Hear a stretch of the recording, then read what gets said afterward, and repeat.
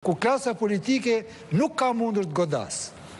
Dhe si thuash, me të vërtet është një fat që vjen një fuqi e madhe na ndihmon. Tani, por kjo nuk do të thotë se nuk janë... Tani preqëm po them negociata ka pasur dhe për çështjen e votave të qeverisë, jo vetëm për aty ku kanë qeshtë e bashkuara, e kuptoj, po edhe këtu ku ka qenë pazar shqiptar. Po kjo ka ndodhur gjithmonë dhe unë prandaj thash që opozita ka qenë gjithnjë në këtë çdo lloj opozite në Shqipëri. Çdo lloj opozite, por në analizë të fundit kjo ka ardhur si opozite e bashkuar dhe mendoj se në gjithë këtë sulm gjithanshëm, sepse ka qenë në agresion opozita, ka ardhur si një opozit goxha e bashkuar dhe vjen në finalen e vet plotësisht e bashkuar me konsensus. Atëherë, ai informacion që ne kemi pasur, sidomos të paktën gjatë kësaj jave intensive, pavarësisht se ti thua që opozita ka qenë në presion, duhet thënë dhe fakti tjetër që presionin nuk është se ja kanë bërë PS-ja, LSI-ja, ka qenë një presion ndërkombëtarësh i bërë ndaj opozitës. Dhe e dyta, kanë qenë ndërkombëtarët, madje tha sot publikisht dhe Ilir Meta, në kuvend, që ka qenë pjesa me kë do flasim, kush është interlokutori, sepse Zoti Basha shkonte në zyrë, kthej nga zyra, ikte, kërkonte afat kohor më shumë, duke lënë nënkuptohet që ka qenë gjithmonë Sali Berisha. Pra, në pjesën tjetër në backstage. Për çfarë?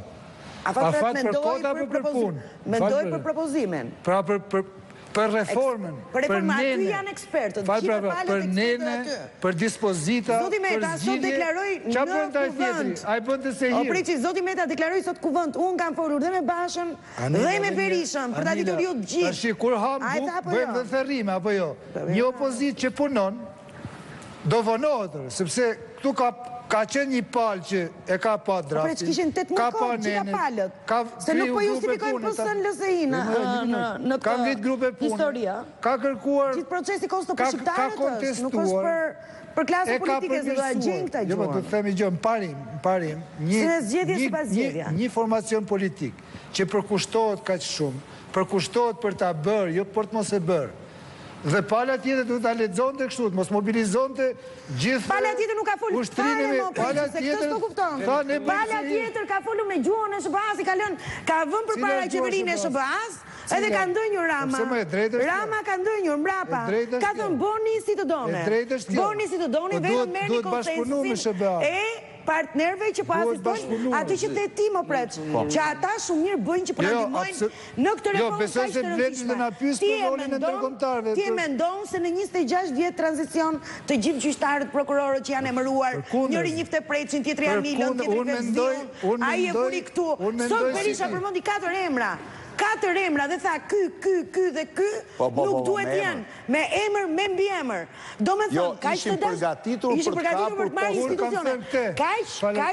Kaq në njënje janë politikanët shqiptar për t'i uzurpuar këtë institucione, sa ai njeriu që i bjet fikët aty përpara parlamentit për çështjen e pronës, që ka 24 vjet që nuk e zgjidh, nuk ka për të zgjedhur zgjidhje me këta. Që do të thotë, këta gjyqtarë dhe prokurorë do shkojnë gjithë në sit edhe për vendimet që ju janë prishur. Nëse në karrierën e tyre kanë 20 vendime që një gjykatë më e shkallës më të lartë do i prishet, ka do ikin.